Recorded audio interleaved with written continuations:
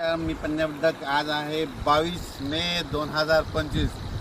कालच मी रात्री एक व्हिडिओ दाखवला की लाईटवर किडे आले तर मी म्हणलो तो 24 तासात पाऊस पडणार. तर पाहू शकता ही आमची इथली लेंडी नदी आहे आणि लेंडी नदीला भरपूर असं पाणी आलं आहे. पाहू शकता ये बाहेर. आणि आता सकाळचे 5 वाजलेले पाहू शकता इतकं जोरात पाणी वाहत आहे. आणि राज्यातल्या या ठिकाणी 22 मेपासून परत राज्यातल्या शेतकऱ्याला सांगू इच्छितो की राज्यामध्ये 30 तारखेपर्यंत असाच ओढे नाले नदी वाहणारा पाऊस पडणार आहे म्हणून हा अंदाज लक्षात येतो. मुंबईला देखील मुसळधार पाऊस पडणार आहे म्हणून मुंबईवाल्यांनी सतर्क राहण्याची गरज आहे. राज्यातल्या सर्व शेतकऱ्याला सांगू इच्छितो की राज्यामध्ये पूर्व विदर्भ, पश्चिम विदर्भ, दक्षिण महाराष्ट्र, उत्तर महाराष्ट्र, कोकणपट्टी, खानदेश, मराठवाडा 22 मेपासून ते 30 मेपर्यंत असा नदी ओढे नदी नाले वाहतील असा पाऊस पडणार आहे म्हणून हा अंदाज लक्षात येतात. माझी सर्व शेतकऱ्याला विनंती की विजा कडकडत असताना झाडाखाली थांबू नका.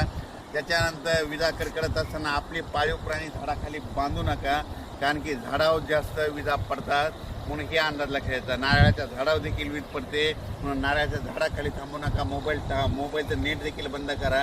काल देखील 2-3 ठिकाणी मोटरसायकल चालत असताना मोटरसायकल विजा पडलेले 2-3 व्यक्ती महाराष्ट्रातले दगावल्यात म्हणून हे देखील लक्षात येतं. आणि राज्यात सांगायचं झालं तर म्हणजे हा पाऊस 30 तारखेपर्यंत रोज 2-2 दिवस वेगवेगळ्या भागात पडणार आहे आणि जमिनीमध्ये चांगली 1 फूट वर जाणार आहे म्हणून हा अंदाज लक्षात येतं. मग सांगायचं झालं तर हा पाऊस सांगायचं झालं तर सर्वात जास्त मुंबईला पडणार आहे, नाशिककडे पडणार आहे, त्याच्यानंतर कोकणात पडणार आहे, कोल्हापूर, सातारा, पुणे खूप पडणार आहे, म्हणजे नगर जिल्ह्यात देखील खूप पडणार आहे.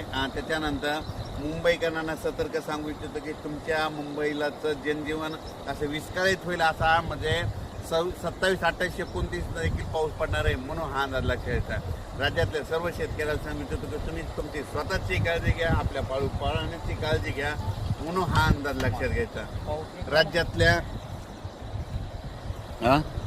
कालच मी एक व्हिडिओ टाकला होता की मी म्हणलो होतो लाईटवर किडे आल्याच्या नंतर बघा 72 तासात पाऊस येतो का नाही. म्हणजे काल 21 मेला टाकलं हे बघा 22 मे. तर हे असा निसर्ग संदेश देते. आणि आणखीन एक सगळ्यात महत्त्वाचं सांगतो की 15 मे ते 30 मे दरम्यान ज्या गावात जास्त पाऊस पडला त्या गावात पावसाळ्यात जास्त पाऊस पडतो आणि त्या गावाला झुकत माप राहतं म्हणून हे सगळ्यांनी लक्ष घ्यायचं. हे कोणताच तज्ज्ञ तुम्हाला सांगणार नाही.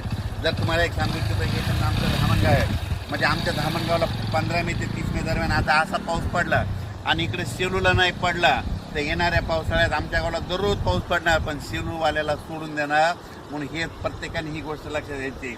ज्या गावाला जास्त पाऊस पडला तिथं जास्त पाऊस पडतो म्हणून हे लक्षात येतं. राज्यातल्या सर्व शेतकऱ्याला सांगू इच्छितो की लगेच उद्याच्याला एक अंदाज दिला जाईल म्हणून हे लक्षात घ्यायचं.